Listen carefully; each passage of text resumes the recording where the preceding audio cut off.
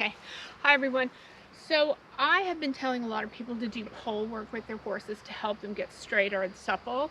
And I thought maybe I'll just go over the equipment that I use so that you can adapt from this to what kind of equipment you have and what works for your horse. So just to start, I have just a plain snaffle, an egg butt, and a Michelin bridle. The Michelin allows me to snap my lunge line onto the front as if it were a cavesson, so I don't need two pieces of equipment. Now, if you don't have a Michelin, you want to put a cavesson on in a way so that it does not interfere with your bit and the side reins. I have side reins that are high enough that she's not going to put a leg through it. They're long enough that she can put her head down, not to eat the grass, but she can put it down to look at the poles, and she can raise it up for her own comfort. The idea is that they keep the horse straight and aligned rather than position the head.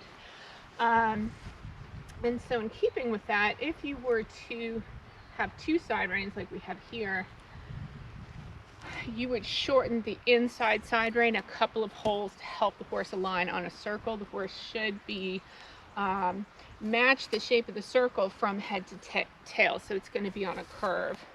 Am I boring? But be sure that when you switch sides that you change that back, so you lengthen the outside and the inside is short when you switch sides too. I have a surcingle here. I actually have a lot of padding because it's quite hard. I like the ones that have a gullet, a space for the spine. Stay still, please. And I have no slip pads to help it stay still. You want to make sure that it's tight enough that it doesn't slide around, but it's not so tight that it puts pressure on the back or stops the ribs from expanding freely.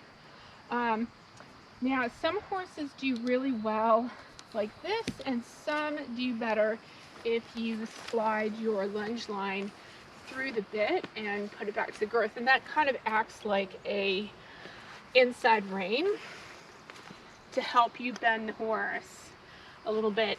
If you choose to do it this way, they really have to be in front of your leg or your whip in your body. They have to be really in front of your leg and steering well, and listen to your hand. If you have a really advanced horse, then you can take the inside side rein out completely, just have the outside side rein and an inside rein to help you with the bend. You want to make sure in that case that they're still bending and around the circle and matching the circle well, that they don't bring their head out on the circle. Are you bored?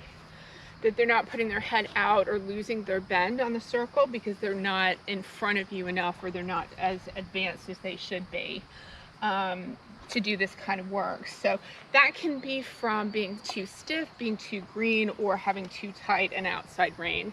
So you just have to work with it and see what you can do. She is not quite that far on, so she's going to work in the middle level with two side reins and an inside rein to help her stay organized and straight on the circle.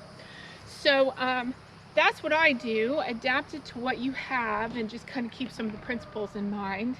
And you'll notice too, I have the reins tied up, so they're looped up and attached here so she can't get a foot through, and attached here so it doesn't slide down her neck. Okay, have a great day.